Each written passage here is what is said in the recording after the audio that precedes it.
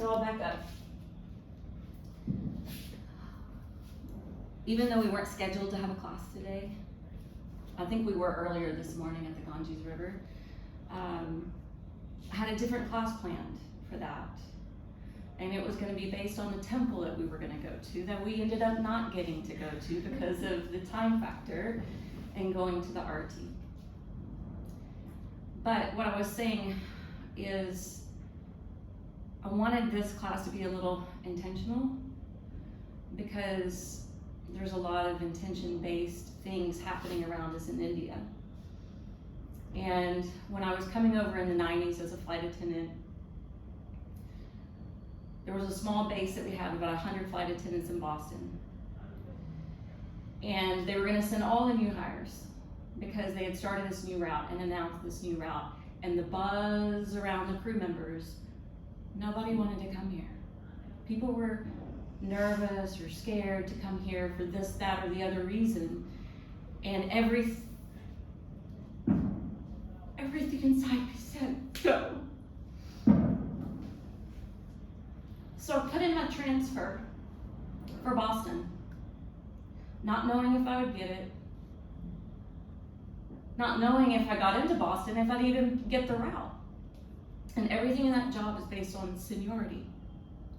And you have to work and pay your dues in order to get good routes. And so I decided, after everything in my being said, yes, go, I put in my transfer. I got my transfer. And for almost a year and a half, I was able to keep a schedule. And I had been on reserve at another base, living in a crash pad with like 6 other people, part-time. I lived somewhere else. But I was able to hold 2 trips a month where we'd go to Amsterdam, spend like 30 hours, go into India for 2 or 3 days, go back to Amsterdam for another like 30 some hours, and then come back to the States. Because you were gone for so long, 6, 7, 8 day trips they were, I only had to fly those 2 trips a month. And I had like 2 weeks off. Not knowing anything about this culture, but doing a little training, you know, that the airline gave us, I was excited to come. But in my mid-20s, coming to this land, coming to this culture that is so drastically different from ours, I was too intimidated to ever go outside of the hotel unless I had at least one other person with me. It was just overwhelming. You know, you've seen it, sensory overload. And the routes that we had were Mumbai and Delhi, crowded cities. But I fell in love with it immediately.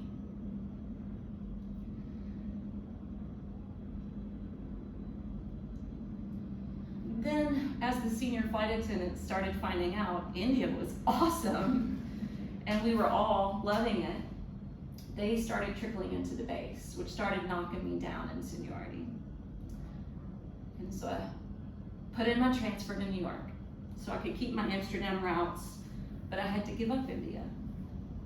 But this place and those experiences made such an impression, such a positive impact. And I wasn't even into yoga. I saw going through the brochures in the hotel room that was available.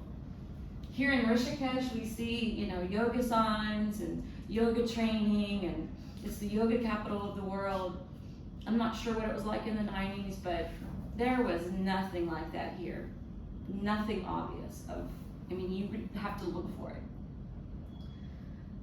I always wanted to go to a class, but I didn't make it to a class. And that was in the late 90s. And then September 11th happened. And when September 11th happened, I had already been doing a yoga video for a year.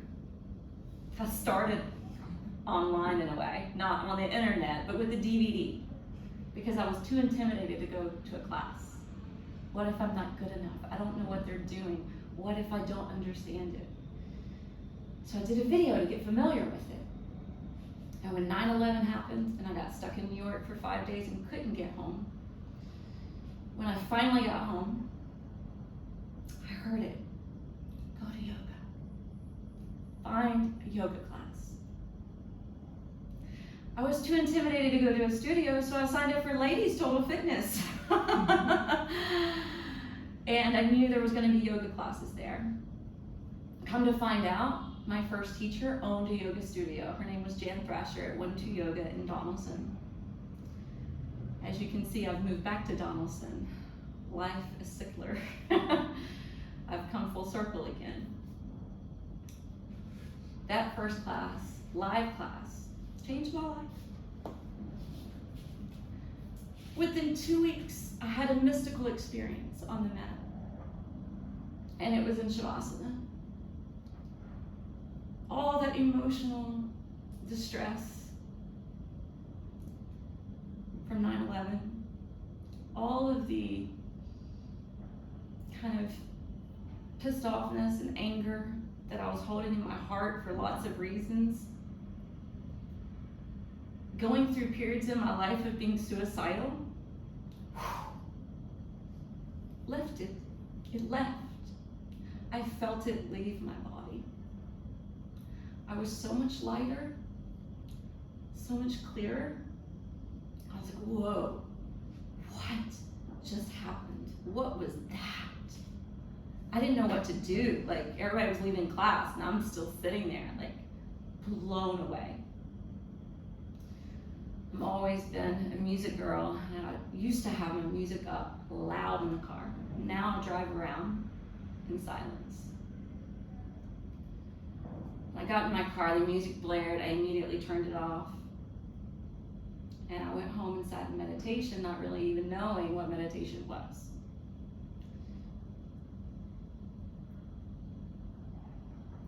To be back here after 23 years on this path and studying with so many different teachers, doing so much research on my own, finding this to be a spiritual path that I needed, because I was a PK and it did not resonate with me. I wanted it to, but I never fit, and it never fit me. And this fits. I always say I'm a Christian mystic with a Hindu heart, because I love the mysticism. I love ritual. And I love how the Hindus embrace Christ. They embrace Jesus as a saint, as a God. They will put him up on the altars. As we saw today, thank you, John, for helping us realize there was a Catholic church down the street. It was like a temple where you sit on the floor. It was decorated beautifully with flowers. It had Jesus coming out of the Ganga, out of the Ganges River. And I'm a firm believer that in the lost years of Jesus, he was here between 12 and 30.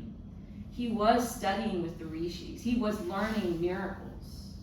He was meditating in the caves, and hopefully tomorrow we'll get to go to the Jesus cave. There is records of him staying in a Buddhist monastery here in India. His teachings, if you really look at it, are very yogic. And I feel like modern Christianity has distorted it. And I feel like this practice is for everyone, no matter what your path is, no matter if you're Christian or Hindu or Buddhist or Taoist, even atheist. There's a place for you on the mat. It's so important to be able to get out of our head and drop into the heart. And this practice can do it. To anchor ourselves in our breath is the best thing to bring us to the now. And I feel like, even though we've been wanting to capture pictures and, I also feel like we've all been really present in taking it in. And we've had to be on the streets or it's dangerous. And I just appreciate the fact that each of you felt called to come, because this trip wouldn't have happened without all of you and without Angela helping. I mean, there were a lot of pieces to it. And I hope it impacts you as much as it's impacted me. You know, Misty was saying, earlier, this is, be kind and look people in the eye and realize this is their home. But I know Misty and I feel like we're coming home here. There's a piece of us that lives here. I really believe in reincarnation. And a lot of the healings I've had in the last year all come back to this place. And I think that's why I feel so overjoyed and overwhelmed. And I'm getting to share it with all of you. I think experiences should be shared. Connection is so important. Communication is so important. And within communication is sacred silence. I've actually been a little jealous. I told Misty today, I've been a little jealous. I would love to be in sacred silence here. I think it would be fantastic. But I'm leading this group. And I love it. She said, if any of you feel called to do it, try it. I go to a monastery once a year, Gethsemane Monastery in Kentucky. It's only a couple-hour drive. You can go for a silent retreat for a weekend or for 5 days. Men can go anytime. Women, it's kind of certain weekends or certain times in the calendar. Highly suggest it. It's a way to empty. To empty all the thoughts, to empty the ego, to empty the consumerism, the materialism that's so abundant around us. And so much symbology. I don't know if you guys remember the stories that I was sharing last night at the table. I was trying to give you cliff notes and be brief. I usually will only share one myth or one character of a myth or one deity or one piece of it, and I can create a whole class out of it. I know Petra and John and Nicole have been in those classes. That's what I was planning to do this morning, which didn't materialize. I know the Beatles ashram was supposed to be another day. We did it today. We did not get to do a class there. I had a whole Beatles class planned with the Beatles playlist. But it doesn't feel right to me. I felt like the Beatles ashram was amazing. I loved the storytelling that we did. I loved all the nooks and crannies we found, and it was more than I imagined it would be. But I didn't feel like that was appropriate for tonight, because today is Diwali. And Diwali is about taking us from the unreal to the real, from darkness into light, from death to immortality. Shanti, Shanti. There's a beautiful mantra that comes with that I want us to hear in the end. We'll use that for our savasana, or you can sit up in meditation. I'm going to let you choose what you need. So this is a hodgepodge. I literally created this in like 10 minutes. But I thought we'd bring little pieces in from the stories that I told you last night. I was thinking I wanted a little bit more yin, but that doesn't go with what this is. So we're just going to do some movement. I also have a gift for each of you. I thought Diwali would be the perfect day to circle up and do that. And John and Petra and Misty happened to be with me when I got the gift. And I was like, how am I going to break away from everybody? Get a gift. They happened to be with me and they helped me today. So hopefully you will all enjoy your gift. I also want to gift you with some essential oil on your third eye. And it's prayer and meditation oil. It's a blend from a local company, Aroma Gregory's in Donaldson. Love them. They have the best oils, better than you can get anywhere in Nashville, I promise you, and probably cheaper. And they're the real deal. They're true aromatherapists. which is not even, well, it may be a real thing in the United States now, but back when they did it 20 some years ago, you couldn't even be that in the United States. They had to go to Canada. So I'm gonna gift you with some of that as well. So I don't know if you remember, but the Ganga's vehicle is the crocodile. And the active crocodile pose, I don't even want to do. It's really advanced. But we're gonna start off in the restorative variation, which is a prone position. So you could go belly down with your feet separated and cross your arms in front of you, keeping your chest up, and I just want you to shimmy and rock your hips side to side. And that's just gonna loosen up the low back in case it's feeling a little achy after that climb uphill that we just did. Loosening out the low back and the legs. Have your elbows in front of your shoulders. Chest is lifted, but then bow down. And take a rest on your brow. And if you need to slide your arms or hands out more in front of you, that's fine. But keep a breezeway, a tunnel beneath the face so that you can openly breathe. And start to breathe in a deep diaphragmatic way. Feeling your belly swell as you breathe in. And retract as you breathe out. And I know a little deli belly is in the room, and this deep belly breathing and this compression we're receiving here is going to help the digestive tract. Let the breath also anchor you into this moment, into this place. We are in the Motherland. We are on a pilgrimage. But for the practice, I want you to journey within.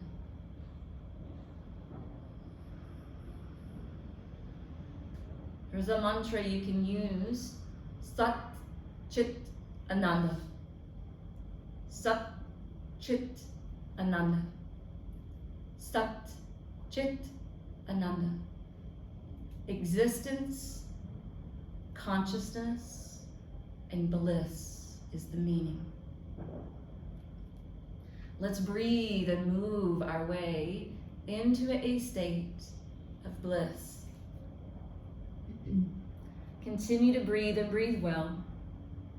And I want you to know Makarasana, the pose dedicated to the crocodile, the vehicle of the Ganga, the great mother,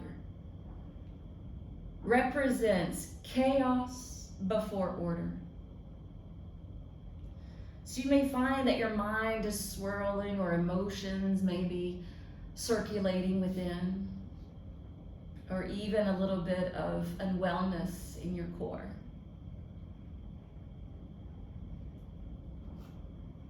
Chaos before order.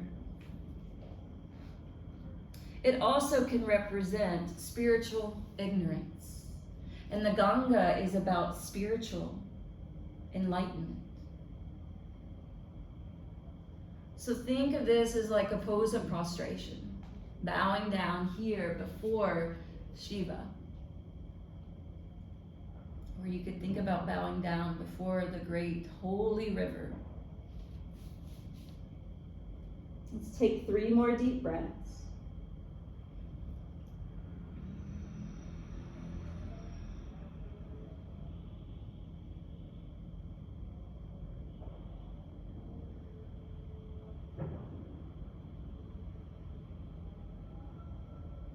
Let's start to glide the feet closer together. Lengthen the leg bones back behind you. Slip the hands right up underneath your chest and shoulders and just hover your face barely above the floor. Stretch long through your legs so that your kneecaps lift away from the ground. And go ahead and feel that tightening through the buttocks. And roll the shoulders back and start to lift towards a Bhujangasana. But here we're gonna bring a little movement in, like a dancing cobra. Circling the shoulders, pressing into the ground, rising up, and then gently coming back down. There's no right or wrong to this. You can even roll the shoulders more, dance your way up and stay at the top before dancing your way down. So again, no right or wrong. We're just trying to get some rigidity out of the back. But this is representing the Kundalini Shakti, the dormant energy waking up inside. The snake also represents transformation. And that cobra that you see around Shiva's neck is going to be symbolic and a reminder that we can practice self-control and overcome the ego and desire. All right, when you lower back down this time, you're gonna push down through the palms of your hands, lift past tabletop position, rock your hips back towards your heels, and just lower the elbows and your hairline gently to the earth. Bring the big toes together to touch. Resting here a moment in extended child's pose, Balasana. Be humbled that we're in such a sacred, holy place. After all, Rishikesh is the land of the gods, the home of the sages.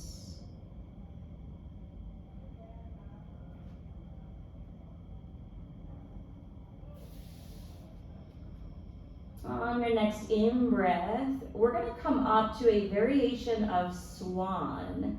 The white swan, that's the vehicle of Saraswati, Saraswati being the river that dried up, but the goddess of knowledge, music, and fine arts. Your pelvis stays off the floor, your shins lift, your toes point, you gaze up towards the ceiling.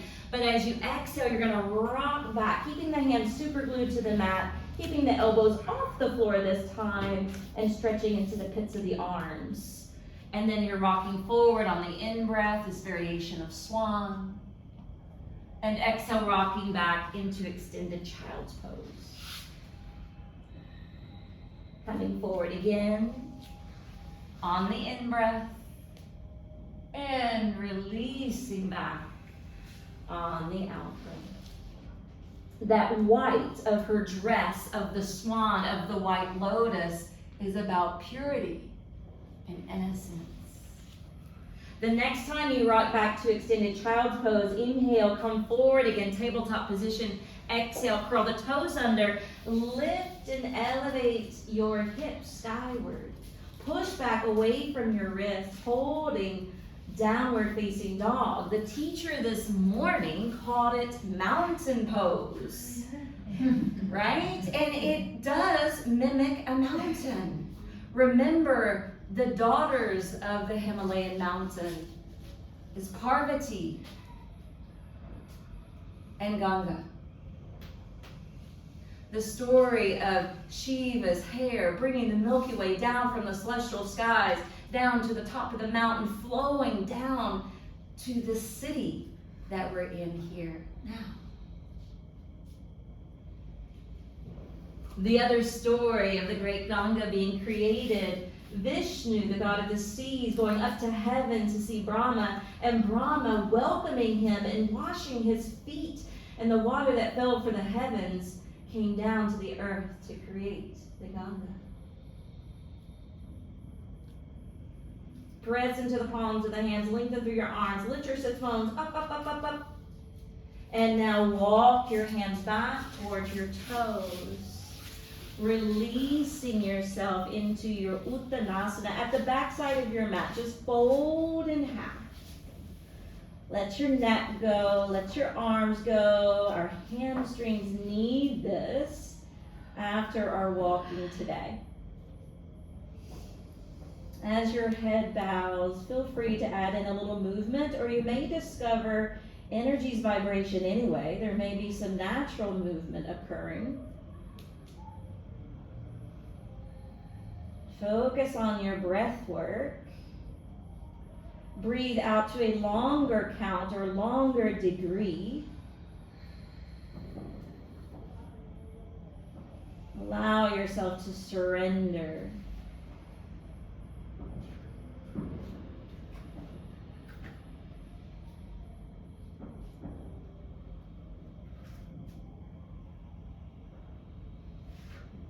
One last breath. Start to meditationally walk your hands, wrist, mound, fingers, wrist, mound, fingers, about the same distance so that you can press up and back to downward facing dog again. Let your head bow between the arms, because this allows the energy and the blood flow to come towards the brow, the place of our intuitive center. Our guide the other day was talking about the 5 senses and overcoming the senses to go into the divine sense. Well, part of that divine sense is the 6th sense, our intuition, our innate knowing, right? When I heard, go to Boston, go to India, I said yes. When Misty heard the notion, go into silence, she said yes. When you saw this was available, you said yes. And the heart is the true inner compass that will never steer us wrong. And on your inhale, lift up high to your tippy toes, and then exhale, drop low through your ankles and heels. Stretch out the calf muscles. This is also good for the lymphatic fluids getting drained in the lower body, so keep going as you breathe. Inhale, lifting up high to the toes, and exhale, sinking down low through your heels. Good. On your next in-breath, lift the heels high, drop down to your knees, untuck the feet, and sit back towards your ankles. And if you need that pillow to stack under your seats, see if that will help like a block. Okay. All right, we're gonna Om 3 times. And I want us to bring the hands to prayer position at the heart. We're gonna come up to diamond pose. And diamond pose, think about it shimmering in the light. Diwali is all about the lights, but also remembering the light within, okay? So inhale, you're circling the arms up. Standing Vajrasana, but bringing the palms together for diamond, looking up towards your hands. We're gonna Om on the way down.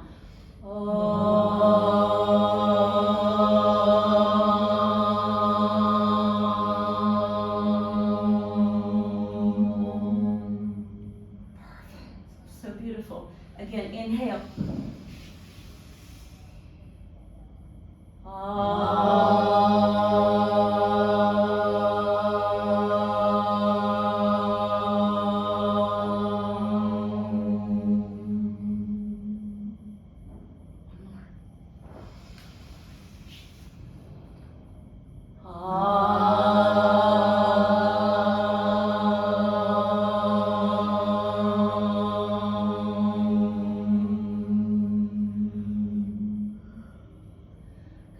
Standing Vajrasana, where you're coming up, the arms are framing the face. All right, we're going to be Krishna with being the charioteer, remembering the Sri Bhagavad Gita. So we're going to twist to the right, separating the hands, and we're going to lean back. And then the inhale is going to drive us forward. The exhale is going to lean us back. And the inhale drives us forward. Again. 2 more. Those of you this morning, aren't you glad we're not doing 10? Yeah. Inhale up. Exhale, twist to the left. Lean it back. Inhale forward. Exhale back. So this is like Arjuna and Krishna moving to the center of the field. Before the battle even begins. Was that 4? Yeah. Okay, thank you. And then we're going to come back up. Om again. We're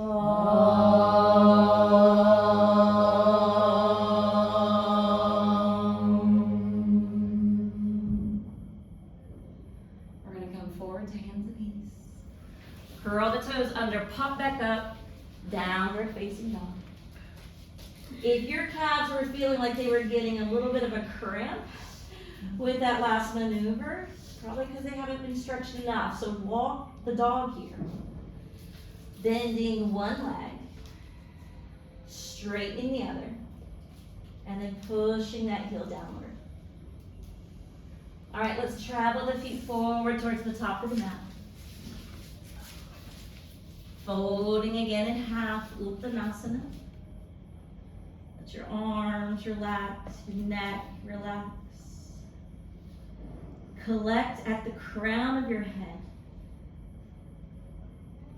This place of union, ultimate wisdom, our cosmic connection. What helps us to feel unity and oneness. It's like Valerie said the other day, what Ram Dass would say, we're all just trying to walk each other home. If we could only recognize that. All right, on your next inhale, root your feet, sweep the arms to your sides and up. Bring the arms up overhead, upward worship. Or like you're creating a mountaintop. And as you exhale, bring your hands home to your heart. Lace up your fingers. Press your palms forward. Inhale, lift the arms overhead. Exhale, we're moving into a crescent moon.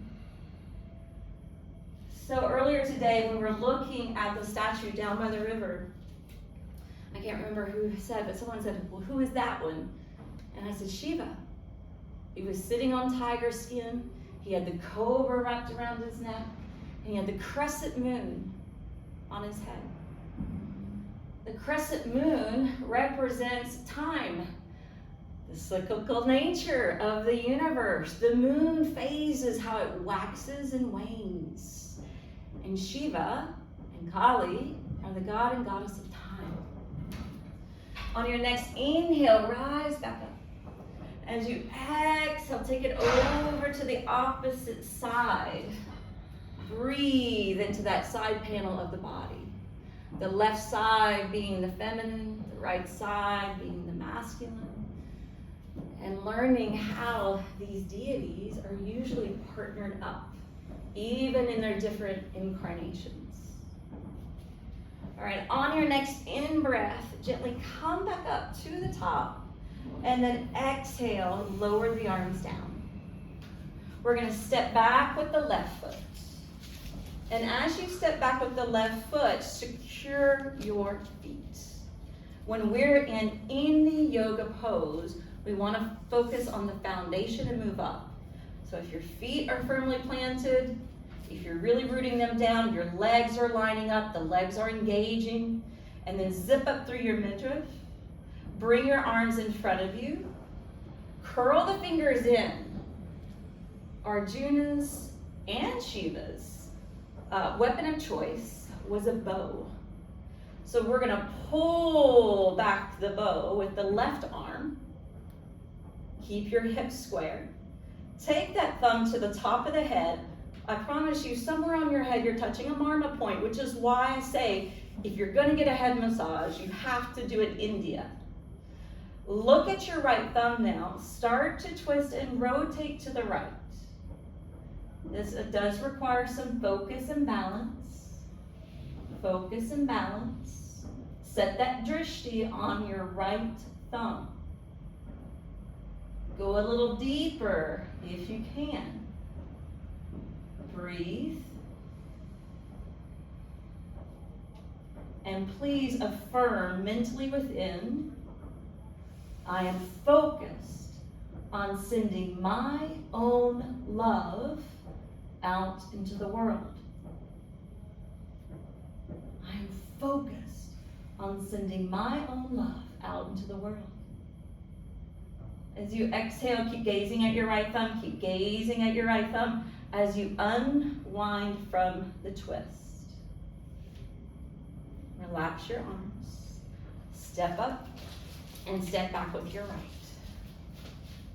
Spread your toes. Anchor your feet. Square the hips, even if you need that informational touch with your hands. And then reach the arms in front of you. Curl the fingers in. We're pulling the bow back with the right arm, taking the thumb to the top of the head. So we're like a Cupid with our bow, right? You've already heard the affirmation. Gaze at your left thumb and twist and wind around to your left. So there is a god of love in Hinduism called Kama, and he's very similar to Cupid. In fact, there's a story where he strikes Shiva with a love potion in the bow. And the bow and the arrows are made of flowers. And that's where he would fall in love with Parvati to marry her.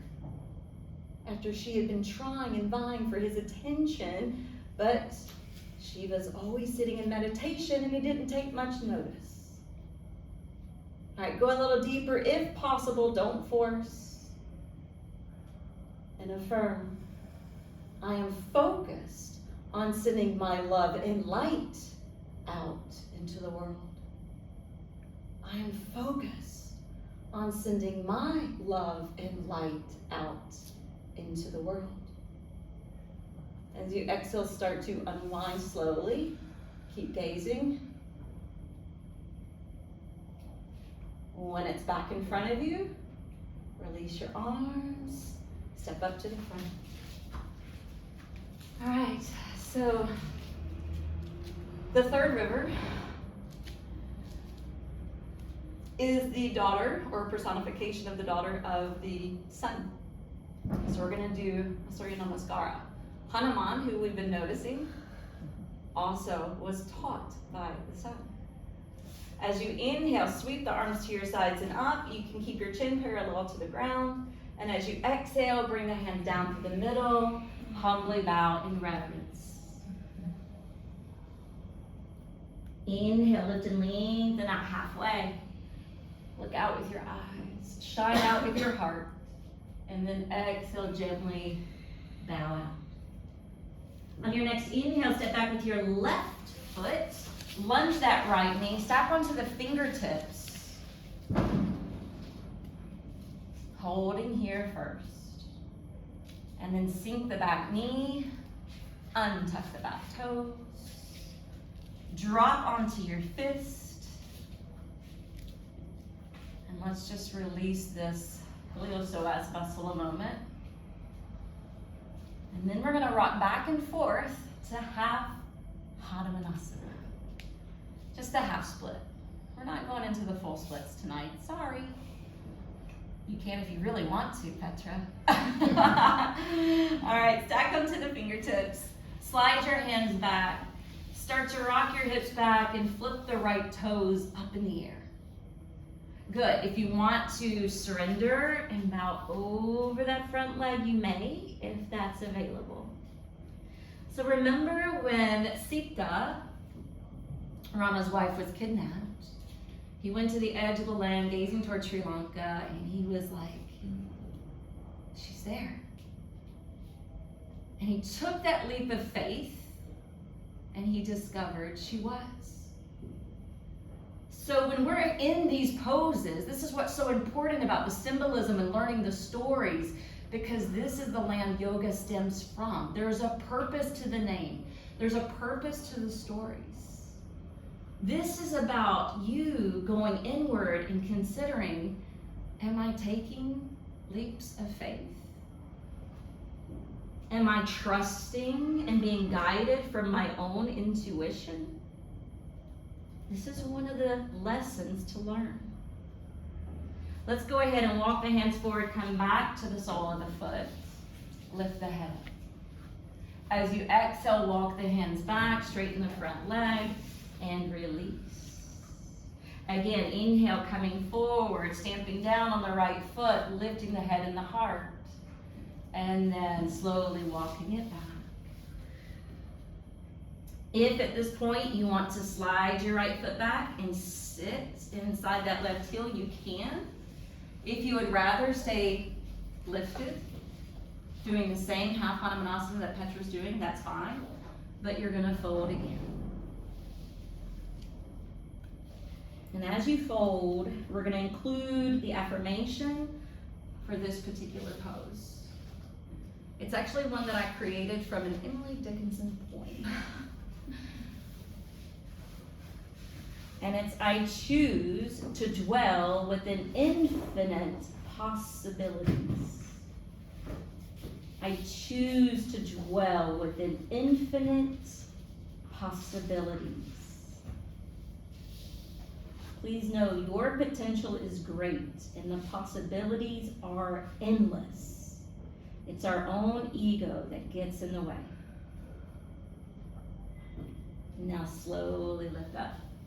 Rock yourself forward, back to the sole of the foot. Remember, we split it back, so you need to step it through.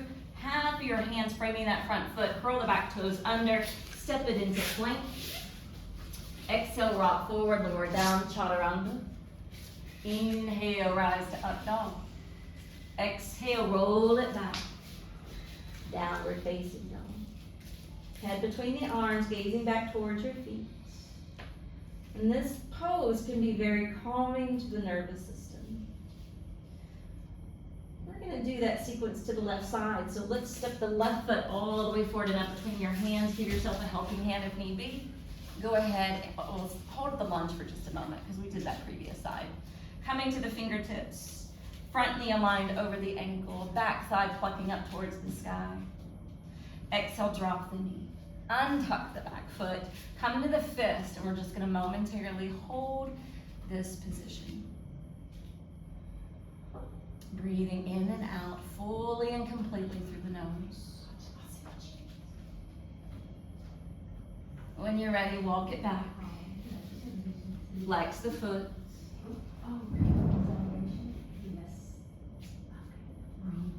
Come forward again to the sole of the foot. Lift the head and the heart up. Walk it back. Straighten the leg. Fold it down if you wish. Coming forward to the half lunge. Backing up into half Hanumanasana. And then at this point, if you want to slide it back and sit down, you can. Pick which is better for you and that right knee or your hamstrings. Happy Diwali! It's Halloween. Instead of paying 5 minutes, one of us to come. Yeah.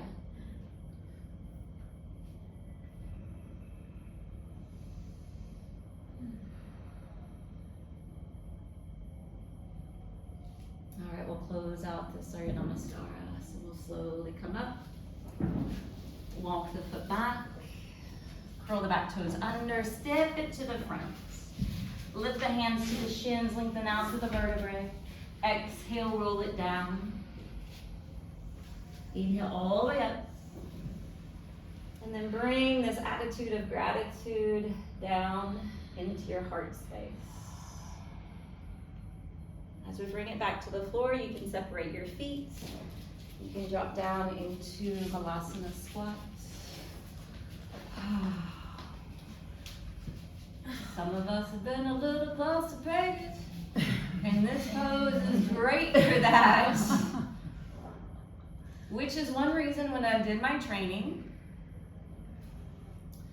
to come to India for the first time back in the 90s, that one of the pieces of information they said was, don't be surprised if you see the feet on top of the toilet.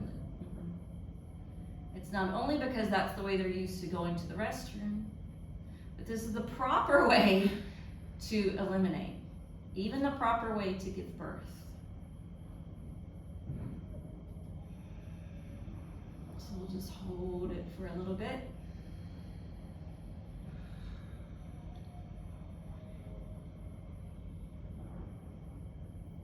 And then we'll take the hands around behind us. We'll come on down. And evidently we needed a reservation to be in this room. I heard you talking. I just didn't want to stop the flow. So let's do a quick savasana. I want you to have a little rest. She was just telling me that they were about to start their celebration. Okay. Ooh. Well, let's just see how far we get done. I told her that she did it. Okay, cool. So you could do recline butterfly if you need that hip work. You could have the pillow underneath your head, underneath your back, underneath your knees.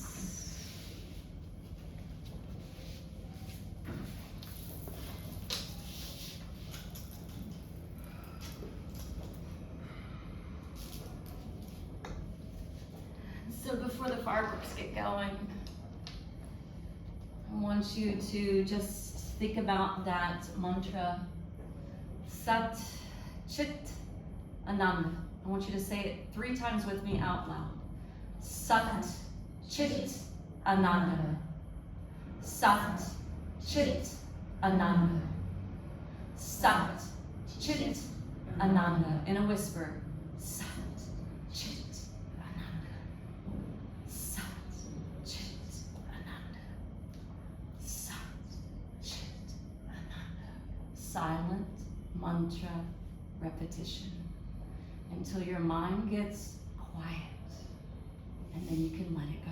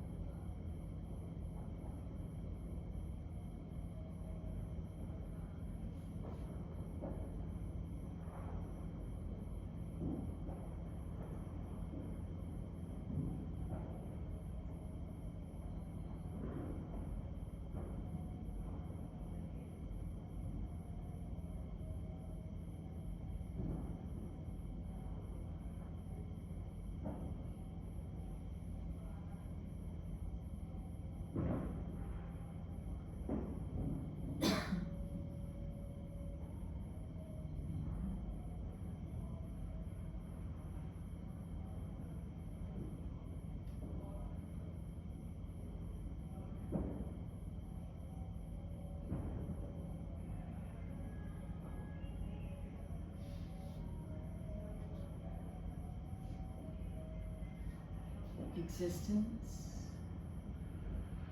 consciousness, and bliss. Sat Chit Ananda.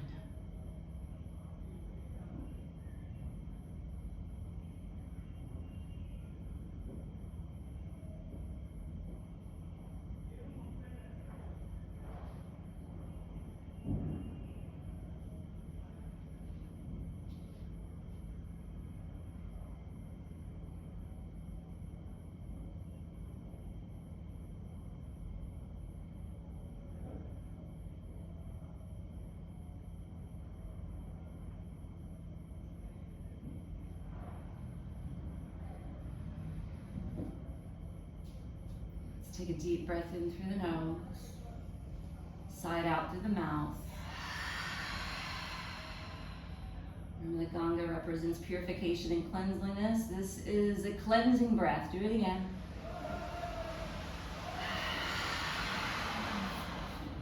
And last one.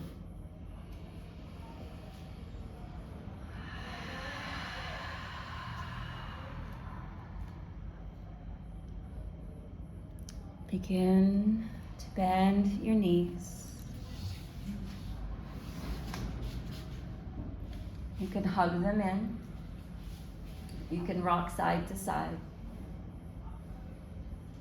Turning over to one side, coming up to take a seat to close the class.